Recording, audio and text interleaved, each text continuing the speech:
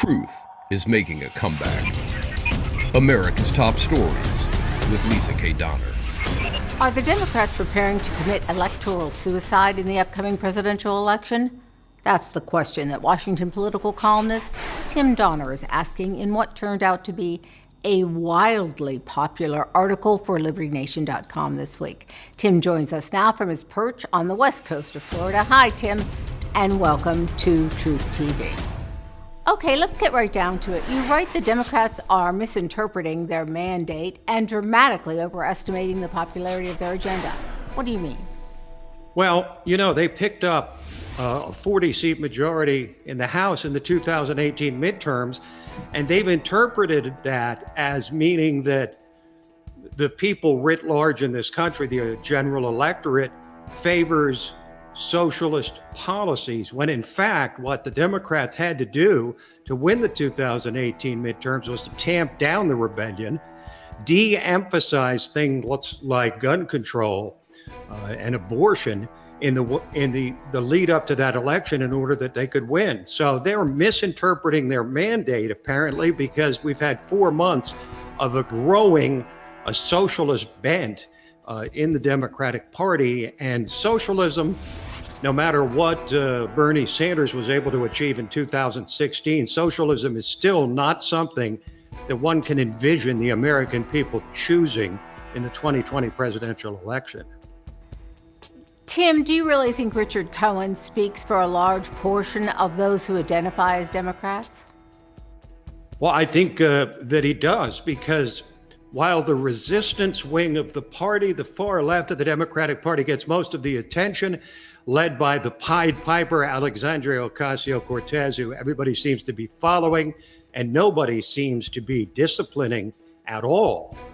There's no question that what they're ignoring is the millions of Democrats across the country who I'd call rank and file, old-time liberal Democrats who, may support an active government, but they still believe in the American dream, and they still believe in free markets and free people. And I think they're frightened to death by things like the Green New Deal and reparations for the descendants of slaves and Medicare for all and far higher tax rates. These things are scary to the general electorate. And what Richard Cohen was pointing out in the Washington Post is that these people are being ignored again by the Democrats. You'd think they would have learned their lesson in 2016 when Donald Trump plucked off more than enough in the heartland to win the election decisively. Okay, you quote Cohen as saying the party's determined to give Donald Trump a fair shot at re-election by sabotaging itself. In fact, it's veering so far to the left that it could lose an election in the 1950s Bulgaria. That's pretty funny, but is it true?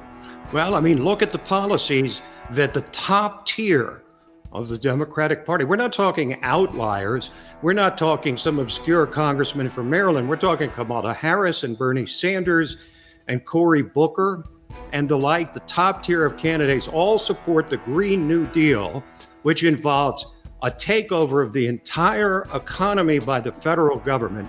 They all support reparations for the descendants of slaves. How that would be enacted, I have no idea. They are all supporting punitive tax rates, raising taxes. It just doesn't seem like the socialists who are getting all the play and have risen to the top of the cream in the Democratic Party running for president are at all in touch with traditional liberal Democrats. There's a growing divide there.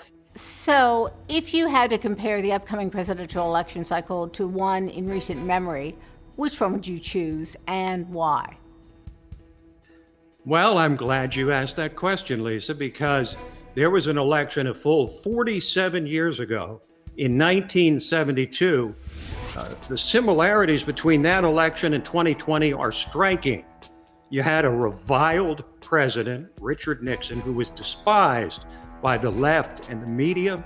You had a growing resistance with a tinge of real anti-Americanism growing on the left, strong enough that it nominated a candidate, George McGovern, and The end result, Nixon, not the most popular guy in the land, much like Trump, won 49 out of 50 states and won the popular vote by 62 to 38. So yes, there is an election. As it says in Ecclesiastes, there's nothing new under the sun. And as uniquely bitter and divided as the political environment is now, it was very similar in 1972. On the other hand, I will say this. While the Democrats, I think, would have to defy history in order to deny Donald Trump a second term, it was Trump himself who very much denied history in 2016. So I don't think people should be lining up for tickets to the second inauguration of Donald Trump quite yet. But if Trump does pull a Nixon and actually wins the popular vote as Nixon did in '72, then all bets are off, as the Democrats are trying to get the Electoral College basically rendered non-existent. Well, you can understand why, Lisa, because twice in this century, they have lost elections where they won the popular vote and lost in the Electoral College. It happened in 2000 when Al Gore won more votes but lost to George W. Bush, and it happened again in 2016.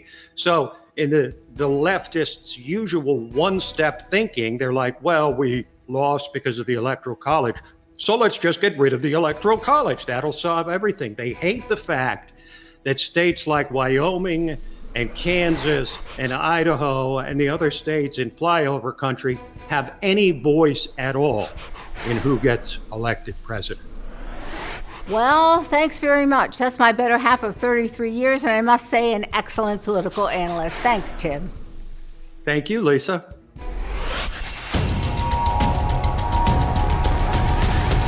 Truth is making a comeback.